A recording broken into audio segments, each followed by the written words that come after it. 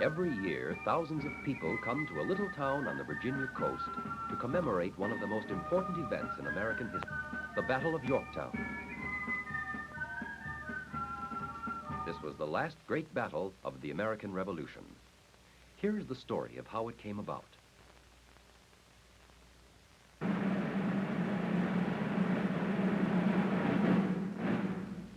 It was 1781, the sixth year of the Revolution. The fight had bogged down.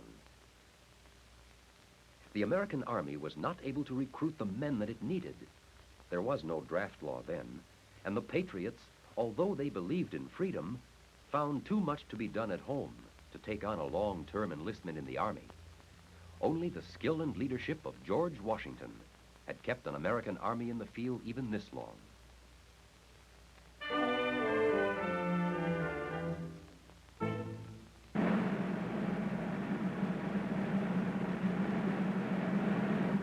The main American army of less than 6,000 men was in New York.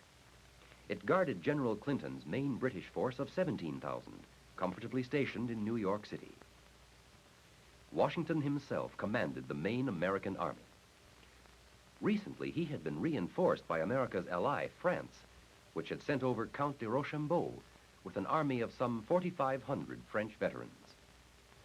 But the Allies still could not risk an attack on Clinton's superior forces.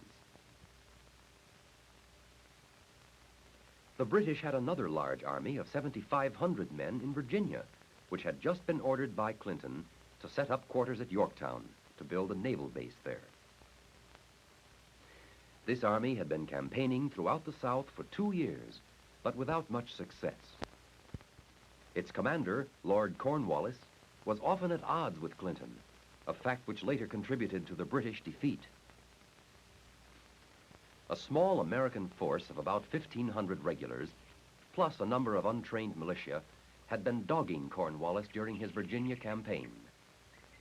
It was commanded by a young French nobleman who had joined the American army early in the war, the Marquis de Lafayette. Lafayette's force was too small to risk an open fight, but he harassed Cornwallis with guerrilla warfare.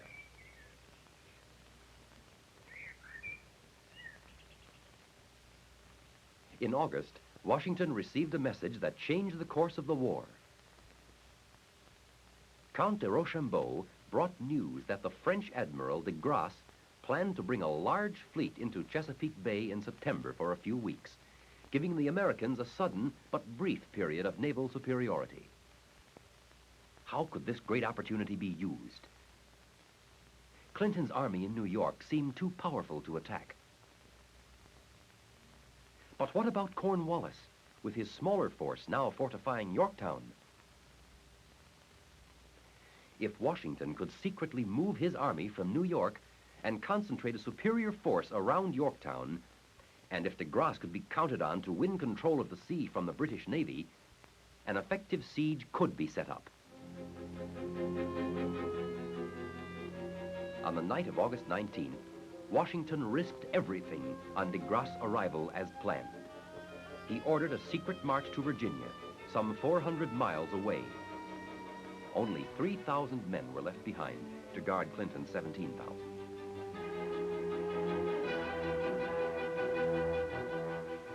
A false move toward New York was planned to throw Clinton off guard. The troops took 3 separate routes as far as Princeton, New Jersey, to hide their real destination.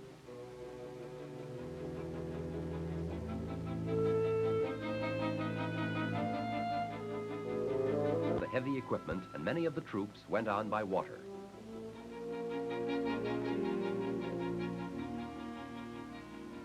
During the march, Washington's greatest doubt was settled. Word came that de Grasse had arrived at last, with 28 warships and 3,200 land troops. Washington arrived at Williamsburg, Virginia, near Yorktown, ahead of his troops. He was welcomed by his friend Lafayette, who had done so much to bring his nation into the war on the American side. Lafayette reported that de Grasse land troops had already joined his forces, and that de Grasse had driven off a British fleet and now controlled the bay. So far, all was going well. 3 days later, Washington and Rochambeau came aboard de Grasse flagship to lay out plans of battle.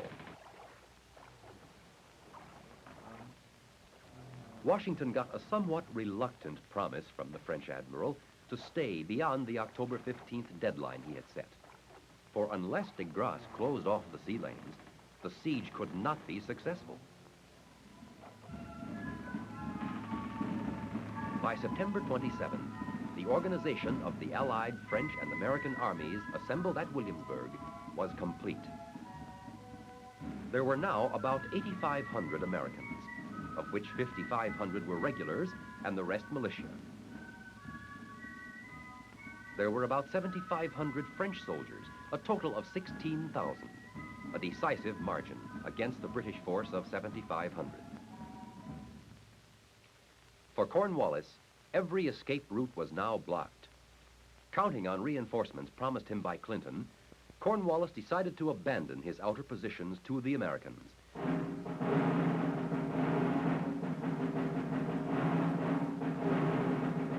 He moved his troops back to his main defenses. These were a series of trenches outside Yorktown, protected by strong points called redoubts. The redoubts were manned by cannon and rifle, and protected by a wall of sharp-pointed posts. With Rochambeau, Washington laid out plans for the Allied trenches and gun emplacements. They were dug at night to avoid British fire.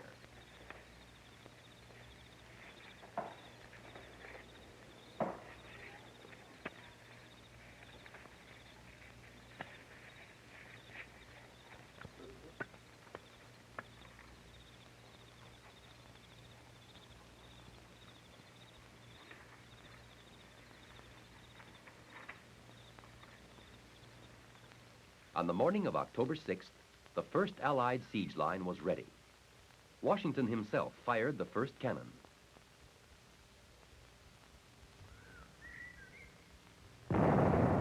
Now, for the next 8 days, American and French gunners laid down a devastating bombardment.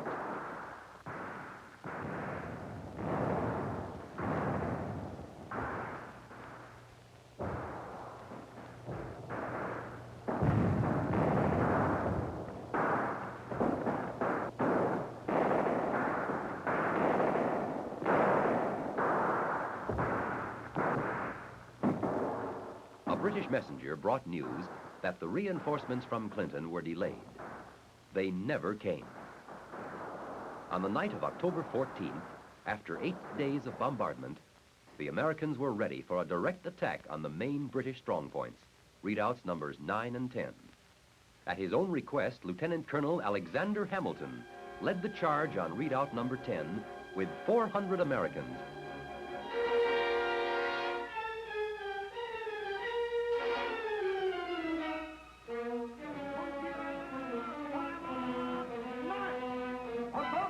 A party of 400 French soldiers staged the attack on redoubt number 9.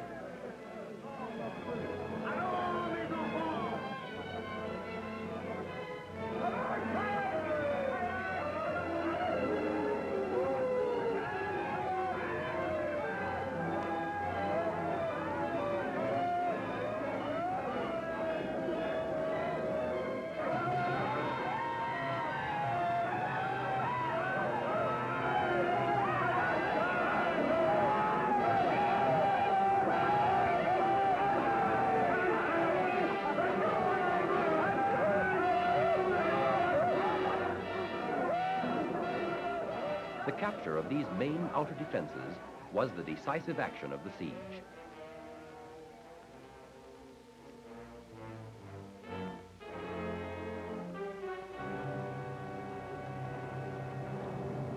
Now, for 2 days, the Allies poured a murderous short-range fire into the main body of the British troops. Each night, Cornwallis tried desperately to break out. On the morning of October 17th, Cornwallis gave up. The battle had lasted for 11 days.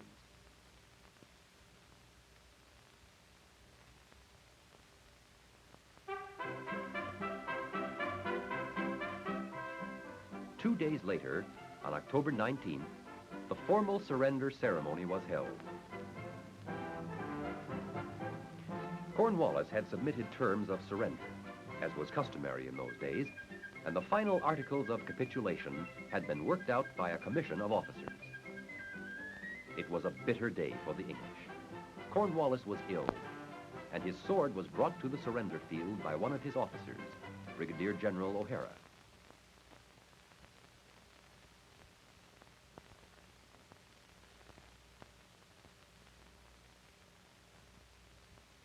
O'Hara wished to surrender to Rochambeau rather than to the colonials.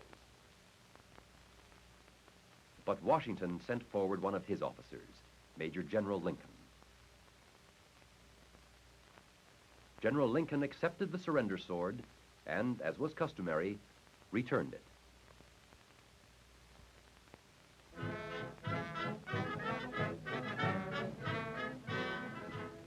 The British band significantly played an old march called "The World Turned Upside Down."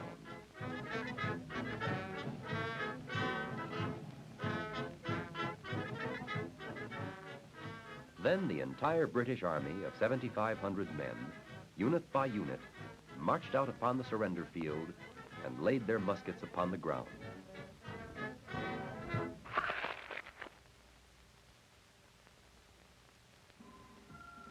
This was the final great battle of the American Revolution, a decisive battle in world history, and a tribute to the generalship of George Washington. This is why we remember Yorktown today. The surrender of this major British force, after 6 years of unsuccessful war, caused a change of government in England. The new party in power agreed to a peace. On September 3rd, 1783, 2 years after the decisive victory at Yorktown, the United States was at last recognized as a free and independent nation.